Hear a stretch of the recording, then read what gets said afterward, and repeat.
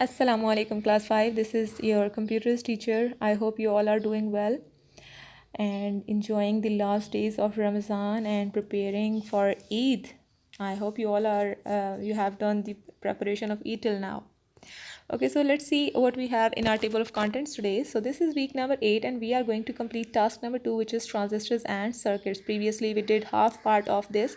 Today we are going to complete it. So the second part includes is third generation computers and hands-on activity. The book pages it follows is 12th and 13th. Okay, sorry. Okay, so what actually are third generation computers? Third generation computers uses the technology integrated circuits, and integrated circuit is basically a single piece of material, usually a silicon, that contains dozens, hundreds or millions of transistors in them. Integrated circuits usually increase the speed, efficiency and price of computers. They lasted between 1964 and 1970. The size and cost of the computers were further reduced and the speed was increased. Assembly was easier in them as well. And examples are the most important third generation computers were these of the companies from like IBM and DEC. DEC and IBM were the companies who constructed or made the third generation computers. This is the picture of integrated circuits. Okay, so millions and thousands and the dozens of transistors are integrated in a single silicon chip, and that silicon chip is known as integrated circuit.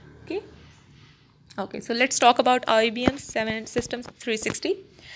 This is one of the most significant computers developed in this generation. Its name is System 360, which was introduced in 1964.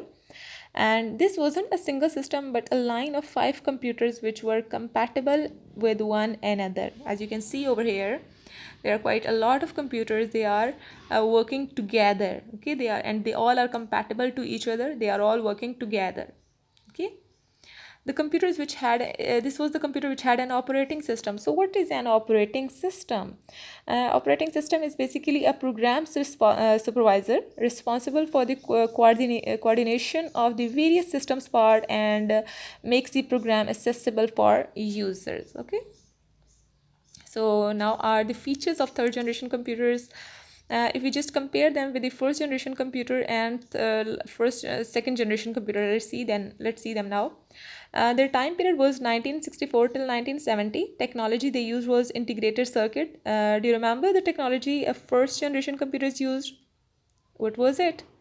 Yes, it was vacuum tubes. And what about second generation computers? They used transistors. Okay, so the third generation computers are using the technology integrated circuits. Size. What about the size of first generation computers? Yes, they were occupying the whole room. They were taking up the entire room. Okay, and second generation computers, they were like the size was reduced, but not much.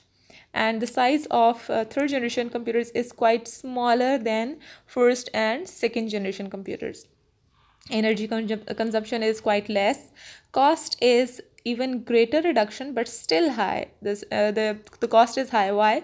Because they have invented and used the newest technology. Speed is quite faster than first and second generation computers. Like it is about 1 million instructions per second. In a single second, it is able to execute 1 million instructions.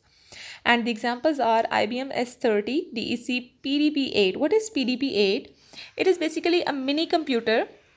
It was one feature was that many users were able to simultaneously use the same computer.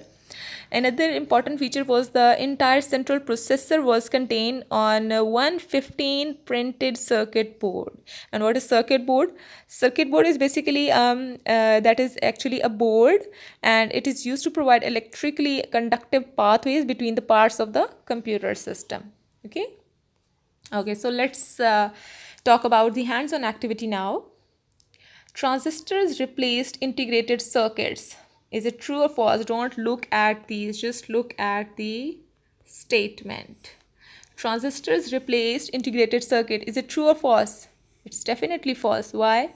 Because integrated circuits replace transistors. Transistors are second generation computers and integrated circuits are third generation computers. So integrated circuits replace transistors. Okay. Second is third generation computers use less electricity than second generation ones. Yes, this is true. Third is the computer IBM 790 is a third generation computer. False. The IBM 7090 is second generation computer. It's not third generation computer. The development of the integrated circuit was the hallmark of the third generation computer. Yes, definitely it was. Next is the IBM S6 S360 computer was cheaper than IBM 7090. For it is we can say that this is true. Okay, this is true. Okay, so this was all about it. Now you need to revise the whole lecture. You need to differentiate between the fourth generation computers, second generation computers, and third generation computers. You need to surf the images for them. You need to see the videos. How did they actually work on them? How people actually use them? Okay, and what is the main difference between all of these three generations? Okay, so Eid Mubarak in advance, and take care of yourself, and I'll see you in next week assignment. Thank you.